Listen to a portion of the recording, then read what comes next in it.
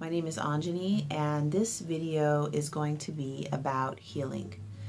So what I have recently been paying attention to or noticing more is the sort of uprising of people calling themselves healers and talking about healing from the standpoint of there's the person, they have light energy and they have dark energy, positive and negative, positivity, negativity. And the healers are getting rid of your negative energy, getting rid of your darkness, and bringing you into the light, or bringing you into a more light state of being. The problem with this is we are made up of light and dark. And sometimes the things that feel heavy, the things that feel dark, are our biggest gifts. Many times those things are our biggest gifts. So when the healer is focusing her own intention and energy on getting rid of, cutting off, throwing away those things that you feel bad about, because usually when there's a heaviness or a darkness energetically, it is something that the person is mentally or emotionally shut off to. And it's a part of them that they're not able to accept, something that they haven't integrated or come to terms with in some sort of way. So it feels dense, it feels heavy. It's not necessarily a bad thing.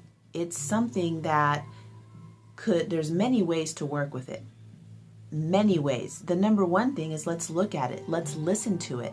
Let's communicate with it. Not let's just cut it off and throw it away. That's not helpful for anybody. And I wonder sometimes, like the person who's doing the healing or calling themselves the healer, if it just makes them feel good to be able to save somebody and like, oh, let's just get rid of this. And, I don't know if that is happening or not, but I wonder about that. So what to do with this when there is a heaviness, you feel maybe a little depressed, or you feel that you have negative energy around you.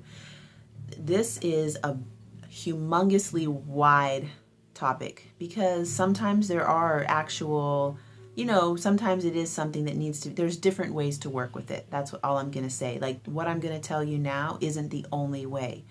But as a beginning step, maybe before you go to somebody who considers themselves a healer, you check in with yourself, take out a notebook and start to write. That's one thing. Another thing is just laying down, closing your eyes, getting into a meditative state. If you don't know how to do that, there's many videos on YouTube to help you to induce a meditative state. Start to focus on your breathing, relax, close your eyes, and then just take your hand and, scan over your own body and feel where you might feel something dark or heavy. And you can make it up. Just imagine. It might be just where you feel sore. Hold your hand over that area, close your eyes, and communicate with it. To me, that just means to ask a question. You can internally ask a question with a visual aid, or you can verbally ask a question.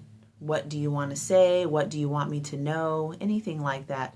Of course, this is kind of getting into an oracular thing. Like some people will draw cards from a tarot deck, or any of those Doreen Virtue angel cards, just to get that conversation going, just to open up that part of yourself, because you have that part of yourself that responds to imagery, that responds to feelings and emotions.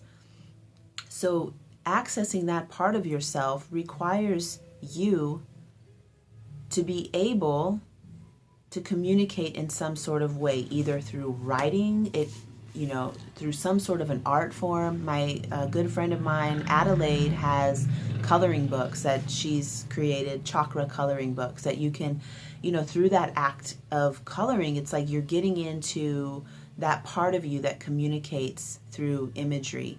And we can access that through meditative states. So that's one way to start to work with what you might feel to be a negative energy. Almost all the time, it brings tears to my eyes working with somebody. And, first of all, it's amazing that they're able to open up and let me see them. They're showing themselves to me. That alone is amazing. And I'm honored to be able to be a part of that. But it's so beautiful when we get to something that feels like, wow, there's a lot of activity here. This feels like an area of, I can start, there's a charge in it, and starting to communicate, okay, moving the body, talking to the person, getting into a different state of mind. And it's filled with love and acceptance. First of all, there is no, this is bad, you have a knot, you need to work on this. It's none of that. If somebody is doing that, if you go for a treatment or any kind of healing and somebody is doing that, just leave. That's not going to be a part of your most beneficial healing.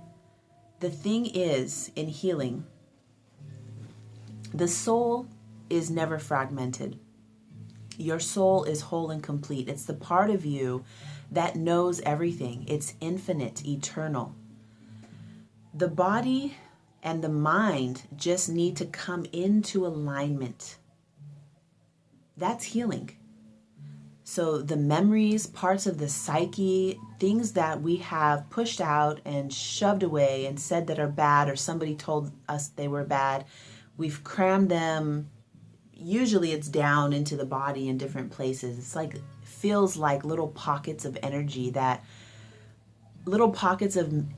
sometimes feel like a bubble. And I can almost see a picture of, what's happening within that bubble. Or, I'll get a sense of something, or sometimes it'll just be a sound, or, anything, little pockets within the body. And I feel like that's what happens, is that we shove that stuff in places in our body, and letting that start to come out. There's so many beautiful things and so many ways to work with that. So we come back into alignment with our soul, the middle part of us, the center.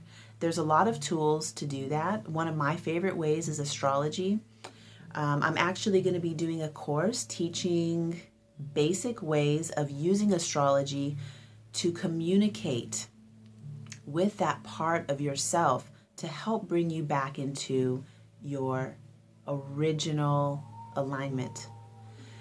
So I'm looking forward to talking and working with you, and the class is coming up in September. I'm going to be offering it online and also at home locally in San Diego. So please subscribe, follow my page here on YouTube. I am so happy and grateful and look forward to connecting with you.